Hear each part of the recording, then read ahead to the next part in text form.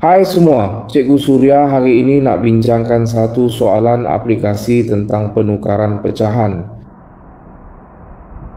Mari kita teliti soalan ini. Penting memahami soalan supaya kita dapat meningkatkan kefahaman semasa membaca. Semasa meneliti, apa perlu diberi perhatian? Kita perlu lihat bilangan orang terlibat, hubungan jumlah mereka dan bagaimana perubahan berlaku. Semua ini ya.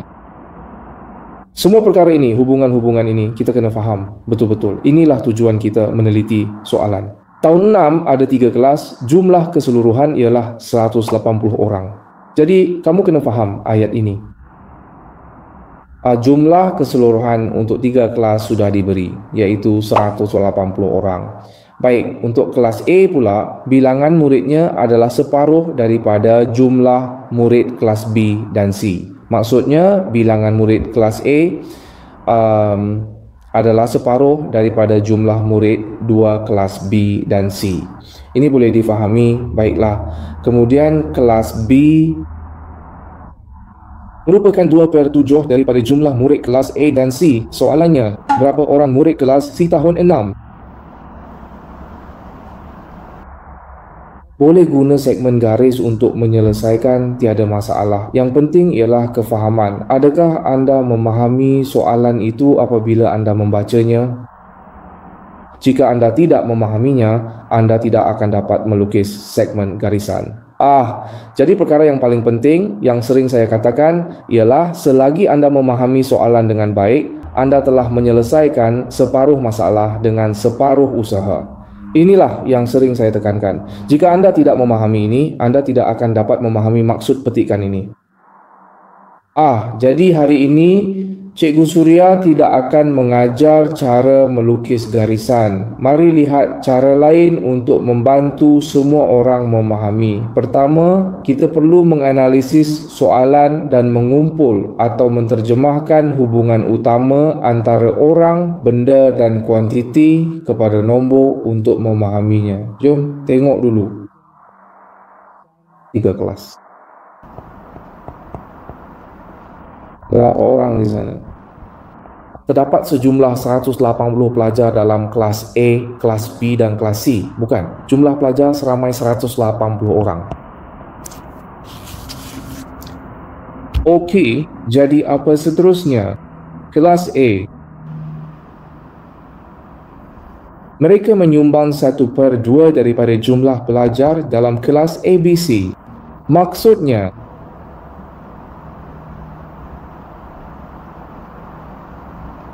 okey, betul untuk memahami bilangan bahagian sebagai perkadaran. Kerana ini bermakna kelas A menyumbang peratusan tertentu kelas B campur kelas C.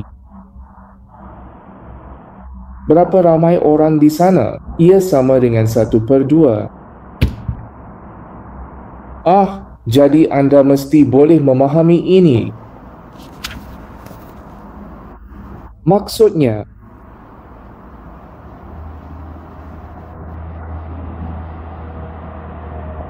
kelas A bagaimana gabungan bilangan pelajar kelas B dan C? Nisbah 1/2.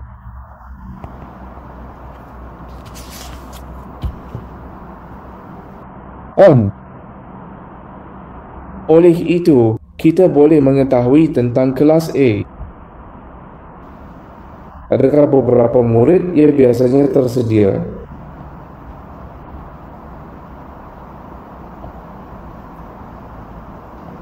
Satu per 3.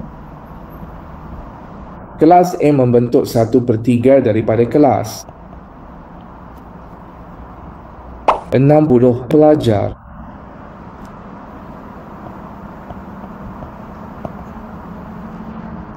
Itulah ideanya. Boleh faham kelas A. Ini nisbah 1/2, jadi kelas A mempunyai 1 bahagian B campur C itu 2 bahagian.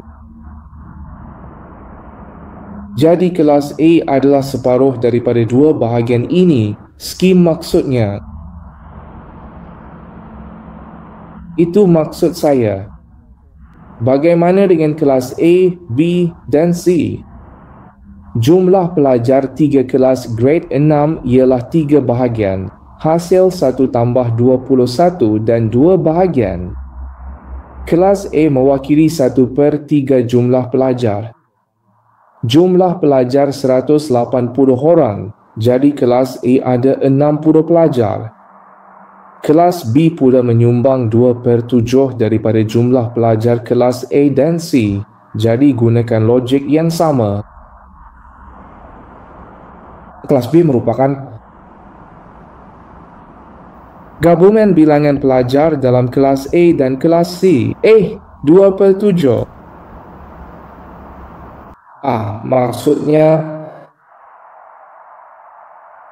berapakah bilangan pelajar kelas B berbanding gabungan kelas A dan C? 2 hingga 7. Jadi,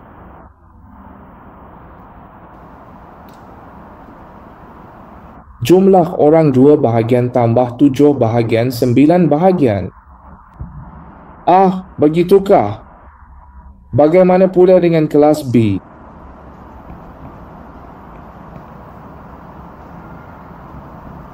Ya, ia wujud. Bilangan pelajar dibahagi 9 kumpulan. B terdapat 2 bahagian daripada 9 bahagian. Jumlah pelajar kelas itu 180. Dalam kes ini, 2/9 didarab dengan 180, iaitu 40 pelajar.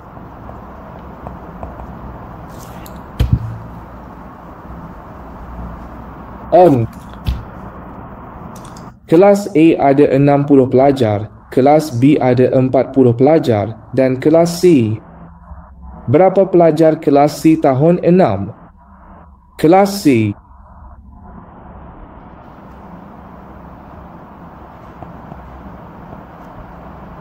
akan dapat dengan jumlah 3 kelas, tolak 60 pelajar kelas A dan 40 pelajar kelas B.